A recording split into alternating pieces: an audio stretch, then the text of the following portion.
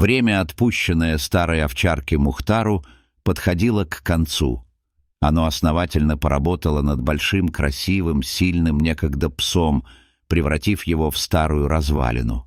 Пес с трудом передвигался по хозяйскому двору, задумчиво глядя куда-то вдаль, под слеповатыми слезящимися глазами.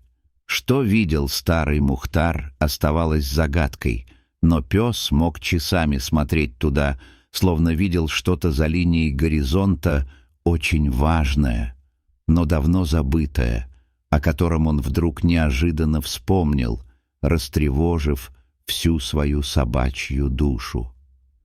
Весна своим теплым дыханием постепенно пробуждала природу от холодного зимнего сна, даря ей новые жизненные силы и медленно, капля за каплей, отнимая их у старой собаки.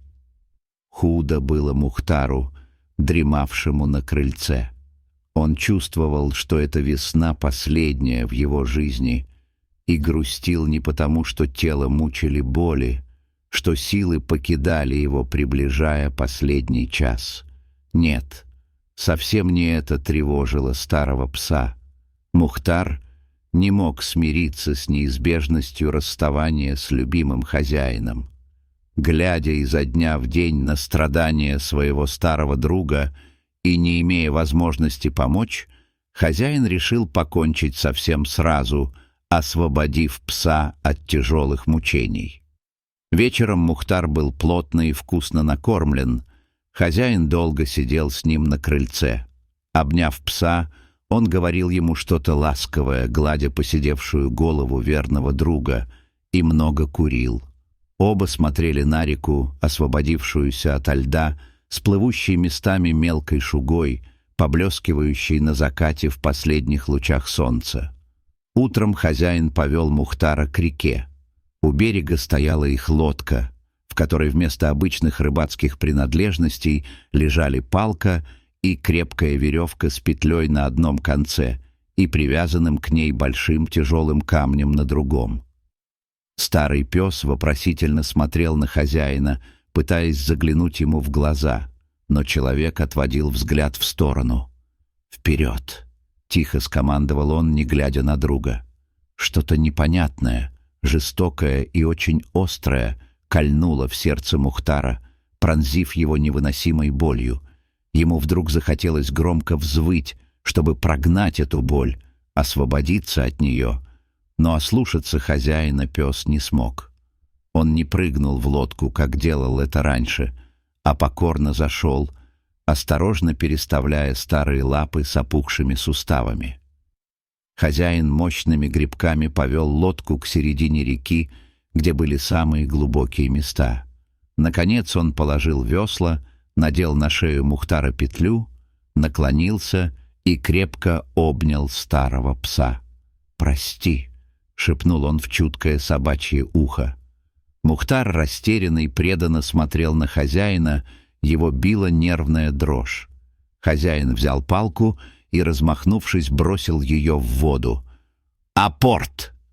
Это была самая любимая команда некогда молодой и сильной овчарки, которая часами могла доставать палку из воды, радостно и гордо вручая ее хозяину. Но сейчас что-то незнакомое и нехорошее было в глазах хозяина. Первый раз в жизни. На какие-то доли секунды Мухтар почувствовал страх. В последний раз, преданно посмотрев на любимого хозяина, пес прыгнул в воду, тяжело поплыв к своей цели. Хозяин поднял камень и с шумом бросил его за борт. Лодка от неосторожного перемещения тяжести резко легла на борт и перевернулась. Человек и собака оказались в ледяной воде. Хозяин Мухтара в мгновенно намокшей тяжелой одежде попробовал плыть к берегу, но на течении был затянут в водяную воронку. Его ноги крепко свело судорогой. Вода с белой шугой сомкнулась над его головой. Тяжелый камень тянул Мухтара ко дну, но пес успел увидеть, как перевернулась лодка, и тонул его любимый хозяин.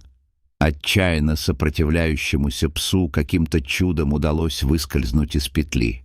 Всплыв на поверхность, верный Мухтар, собрав все свои силы, нырял за хозяином. Наконец, ему удалось вытянуть ставшего неимоверно тяжелым хозяина из воронки. Изнемогая, старый больной пес поплыл к берегу, спасая жизнь самого дорогого человека. Они долго лежали на берегу, человек и его собака. Хозяин очнулся и, увидев рядом еле живого, окончательно выбившегося из сил Мухтара, заплакал навзрыд, в голос, как никогда больше в своей жизни. Он нес его домой на онемевших руках, крепко прижав к себе, ступая непослушными ногами, не чувствуя ледяного холода от мокрой одежды. Дойти, донести стучало в его висках.